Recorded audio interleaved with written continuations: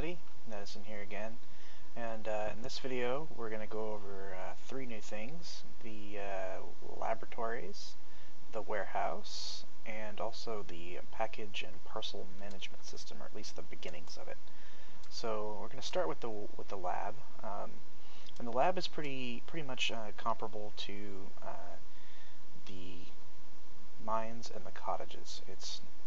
It's going to be pretty unsurprising here if you've already watched the last two videos. But basically, we've got a timer, we've got a fetch quest here where you gather resources, and in exchange you get a beaker reward. So, as you may know from last time, I've increased the timeouts to an hour, and I've also added this cooldown timer. So when this cooldown timer is up, this will regenerate the quest, and you can get a different outcome if you don't like that outcome that you had before. So I can go ahead and test this, and boom, I've got 8 beakers. There's my beakers, and then there's our hour-long cooldown, so we can go off and do other things while that waits. So this is a new template by Precursor he just made today. I like it. It's pretty nice. He's busy working on adding laboratory themes right now to all the other old themes, and as well as his new theme, the Asian theme. So we'll get to see those in a little bit. So the next thing is the warehouse. So the warehouse interacts with all of these consume structures, and what it does is it basically acts kind of like the granary did in the in CivCraft 1.0. Basically, in the warehouse, you place things that the cottages, the mines, and the labs can consume, and there it went and consumed them. And so you can see here, coins were deposited into my account because it got it from the warehouse here, and I also got a new delivery of hammers from my mine. And see, this is where the parcel package system comes in. See, because I wasn't actually physically at my mine, and I also could be locked out, so there's got to be a way for me to retrieve my hammers, and that is how the parcel system is going to work. So I could also put in my redstone here, and then when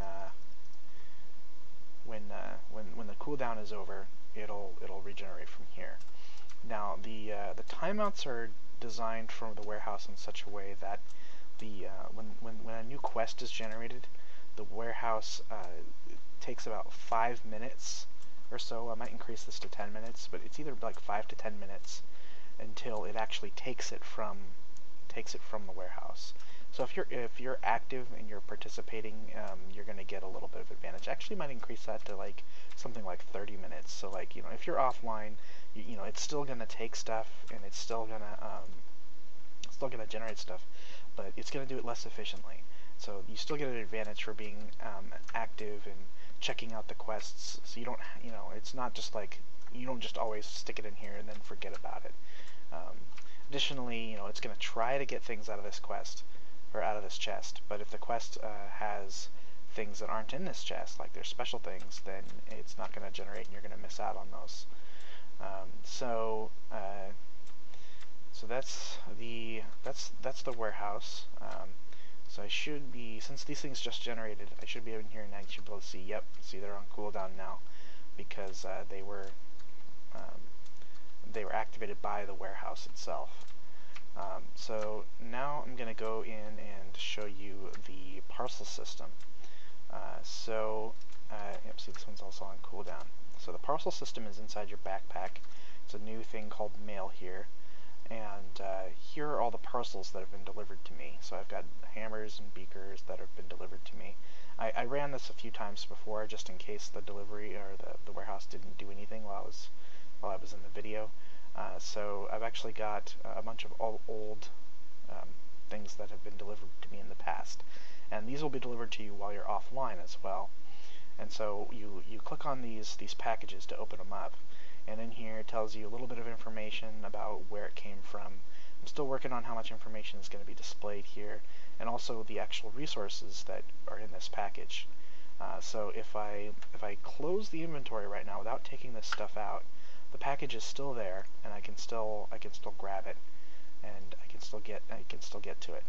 But if I take these out and I put these in my inventory, this mail item is going to disappear, and it's no longer going to be in my inventory. See, now the first one is hammers.